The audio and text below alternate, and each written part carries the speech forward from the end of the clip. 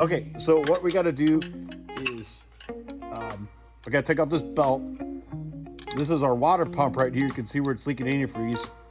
Is to get this pulley off, I'm going to take a screwdriver, lock it in these two bolts right here, and that gives me, and then I can take this this pulley off or loosen these bolts.